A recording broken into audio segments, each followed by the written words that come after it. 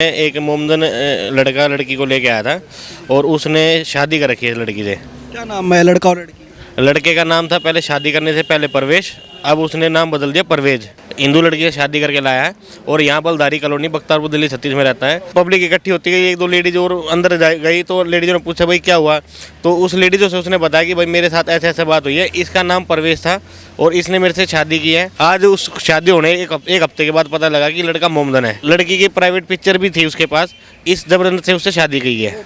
परवेज के फ़ोन में? हाँ, परवेज के फ़ोन में जी। जो प्यार करता होगा या वो दिल से चाहता होगा तो वो ये ऐसा काम नहीं करेगा, कभी छुपाएगा नहीं। अपने अपने क्षेत्र में जिनको तुमने भाईजानों को पाल रखा है वो एक दिन तुम्हारी जान ले लेंगे। कॉकरोचों को मारने के लिए स्प्रे की आवश्यकता पड़ती ही पड़ती है, वो थालियां बजाने से नहीं जाते। बाबा जी के पास तो कई तरह के स्प्रे हैं, गाड़ी पलटने वाला स्प्रे अलग है, मकान तोड़ने वाला स्प्रे अलग है, मकानों की नीलामी करवाने वाला स्प्रे अलग है।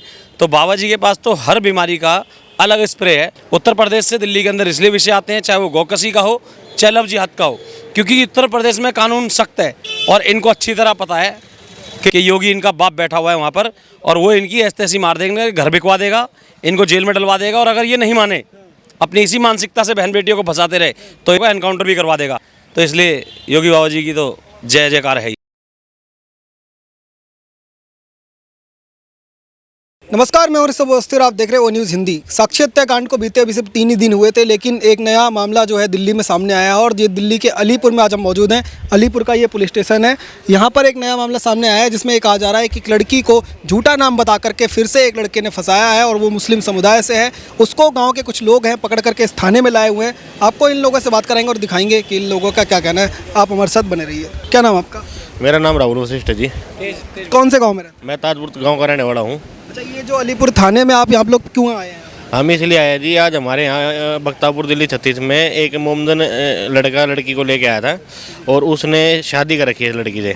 क्या नाम है लड़का और लड़की? लड़के का नाम था पहले शादी करने से पहले परवेश, अब उसने नाम बदल दिया परवेज। अच्छा, इस जानकारी से लड़की को इस बात की जानकारी नहीं थी। नाम उसका परवेज है? असली नाम उसका परवेज है जी।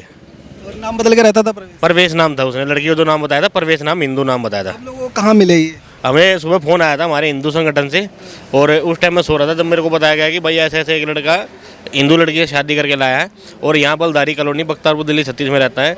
जब हमारे समाज के बख्तारपुर ताजपुर के लोग इकट्ठे हुए, हम उनके घर पर गए तो उन्होंने लड़की को अंदर बंद कर रखा था। वहाँ पे हम गए तो कुछ नहीं मिला।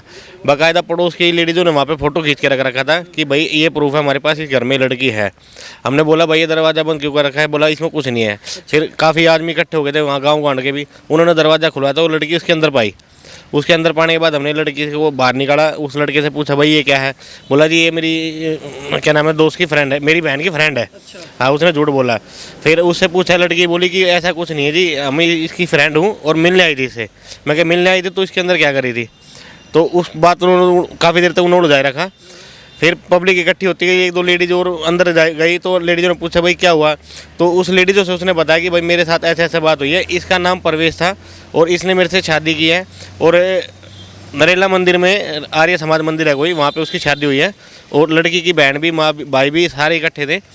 आज उस शादी होने एक हफ्ते के बाद पता लगा कि लड़का मोमदन है। अच्छा, हाँ, शादी जब हुई थी तब हिंदू ही बता के करा? हाँ, शादी हिंदू बता के किया था, नाम परवेश ही बताया था, हिंदू नाम था, परवेश था। और लड़की थोड़ा माइंड से मेंटली थोड़ी माइंड पागल कमजोर। हाँ हाँ। अब जो है इस थाने में आप लोग लेकर के आए हैं, यहाँ से क्या कहा जा रहा है कि इस लड़के को लेकर के कोई सजा दिलाने की मांग है? सजा दिलाने की मांग नहीं, हम तो ये चाहते हैं कि जो लड़की है वो अपने घर वापसी चली जाए और जो लड़का वो अपने घर चला जाए। और लड़का केस जो है वो लगातार आ रहे हैं देश में, चाहे यहाँ का मामला हो या गाजियाबाद का लव जिहाद का मामला है। आज से 3 दिन पहले आपने देखा हो शाहबाद डेयरी में ऐसे ही हुआ था, ये लव जिहाद का मामला लग रहा था। इसलिए हमारे साथ ये सारे भाई इकट्ठे हुए हैं। हमारे निगम पार्षद जनता देवी जी है और भाई साहब भी है अलीपुर से निगम पार्षद जी, साहब सब आए हुए थे और इसी मैटर पे बोल के गए वो। अब बात ये चल रही है कि भाई लड़की अपने घर जाने के लिए राजी है। आपको लग रहा है कि क्यों ये आखिर होता है कि नाम झूठा बता के आना पड़ता है? अगर किसी को मतलब प्यार है तो वो अपना नाम बता के कुछ भी आ सकता है अगर प्यार ही करना है। नहीं, अब मुझे तो ये लग रहा है कोई सियासत ही है जी। अगर जो प्यार करने वाला आदमी तो सच्ची बताए, जो प्यार करने वाला आदमी सच बताए। सच बताने में क्या दिक्कत है? ये क्यों गेम खेल रहे हो भाई? पहले हिंदू बन के तुम हिंदू लड़के को फंसाते हो, उसके बाद तुमको बाद में क्या नाम है शारीरिक संबंध बना। और दूसरी बात, ये लड़की की जो साथ हुआ है, लड़की की प्राइवेट पिक्चर भी थी उसके पास, इस जबरदस्ती से उससे शादी की है। परवेज के फ़ोन में? हाँ, परवेज के फ़ोन में जी। ये बयान लड़की ने थाने में भी दी और हमारे को भी सुबह बताई थे। तो दबाव में मतलब आके उसको दबाव में शादी की है जी। आपको लग रहा है लव जिहाद जो है एक बड़ी साजिश है और इसको एक्सपोज किया जाना चाहिए, और लोग जो ये कहते हैं कि लव जिहाद जैसा होता ही नहीं है उनको भी आज इस तरीके के केस देखने चाहिए? नहीं, इसमें तो आजकल के माँ बाप को भी तो जागरूक होना पड़ेगा इस मामले में। ये जो लव जिहाद के मामले आ रहे हैं इसमें कुछ समय बाद जो है ना, शादी के करने के बाद ले जाके इनको मार दिया जाता है, तो ये बात ठीक नहीं है। अगर दूसरा ये है कि ये ना एक अपना नाम बदलते हैं, इस केस में भी यही आया है कि ये इसने लड़के ने अपना नाम दूसरा हिंदू बताया था जब इसने इससे प्यार किया या शादी की, और अब 1 हफ्ते बाद ये अपना नाम मोहम्मदन बता रहा है। ठीक है, तो ये गलत बात है इनकी। जो भाई प्यार करता होगा या वो दिल से चाहता होगा तो वो ये ऐसा काम नहीं करेगा, कभी छुपाएगा नहीं। तो इसमें तो कुछ लग रहा है, मेरे को गड़बड़ सी लग रही है इसमें। लव जिहाद का मामला है। हाँ, शायद ऐसा ही है। सुदर्शन वाहिनी की टीम आज यहाँ पर पहुंची हुई है अलीपुर गांव में, एक लव जिहाद का मामला बताया जा रहा है, क्या पूरा मामला है बताइए। सबसे पहले तो बड़ा परेशान हो चुका हूँ मैं। जो एक द केरला मूवी जब से आई है, पहले तो हम इस आवाज़ को हमेशा उठाते आए हर जगह पर, और ये केरला से चला षड्यंत्र, और ये षड्यंत्र वो षड्यंत्र है जिसके माध्यम से इन लोगों ने इस षड्यंत्र की रचना की कि हिंदू यानी कि गैर मुस्लिम महिलाओं को फंसाकर उनसे अपनी विचारधारा, अपने धर्म के बच्चे ज़्यादा पैदा करके इस देश के अंदर खलीफा को बिठा के इस देश को पूरा इस्लामिक बनाया जा सके, ये पूरा षड्यंत्र केरल से चला।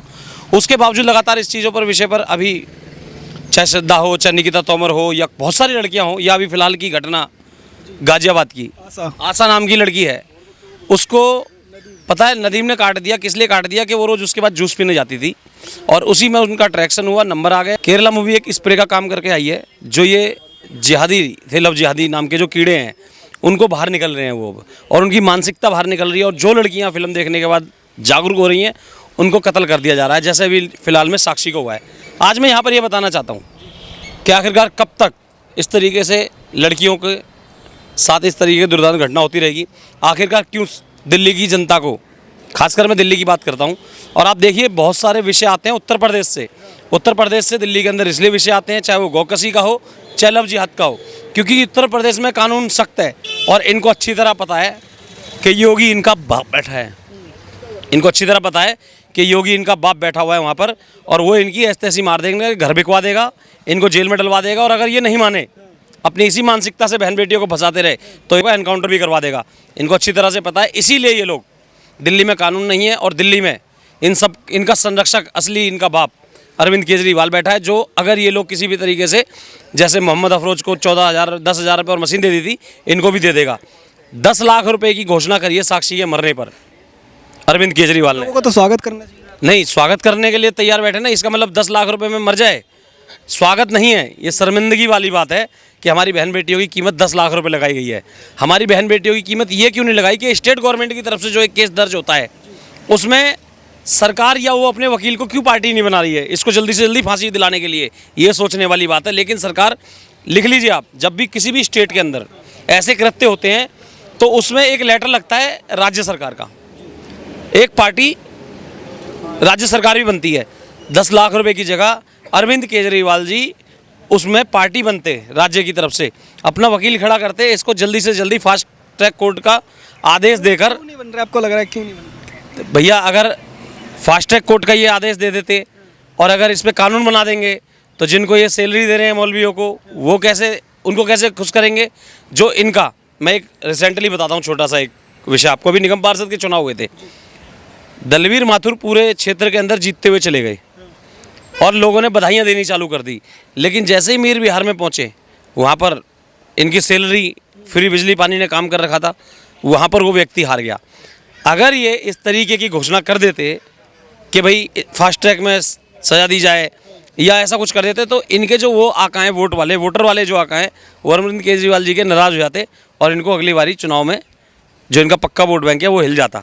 इसलिए ऐसा कुछ भी नहीं करते। इसीलिए इन्होंने हर जगह पर हिंदू बहन बेटियों की कीमत, जान की, या भाई मर जाए, चाहे नारंग मरे, चाहे पातीराम मरे, अंकित सक्सेना मरे, कोई मरे, उनकी कीमत इन्होंने 5 लाख 10 लाख रुपए लगा रखी है कि परिवार में हम मुआवजा इलाज है इन चीज़ों का रोकने का? अगर मुआवजा इलाज होता तो करीबन 4 साल पहले एक बेटी मारी गई थी शादरा के अंदर। अगर इलाज होता मुआवजा तो अंकित सक्सेना, डॉक्टर नारंग के बाद, पातीराम के बाद, ध्रुव त्यागी के बाद हो जाता। लेकिन ये इलाज नहीं है, ये और बढ़ावा है। आने वाले समय में जब इस देश के अंदर ये इस्लामिक हुकूमत बना लेंगे अपनी, तो यही लोग गाजी और काजी के नाम से इनको प्रोत्साहन, इन्हें पुरस्कृत किया जाएगा समाज में। जितने भी जिहाद पे कर रहे हैं। हाँ, जब लव जिहाद करते हैं या धर्म के लिए जितने भी अपने बम बांध के विस्फोट करते हैं, ये इनकी मज़ारें बनेंगी, इनको गाजी काजियों की उपाधियाँ दी जाएंगी। ये वो लोग हैं और ये जो षड्यंत्र है ये पूरा एक जिहाद है। अब लोग ये गजवाए हिंद वाला सपना साकार होने देंगे कभी? हमारे जीते जी तो खैर नहीं होगा, और हमें ये भी पता है कि जिस दिन आमने सामने की होगी उस दिन समय बताएगा कौन क्या करता है।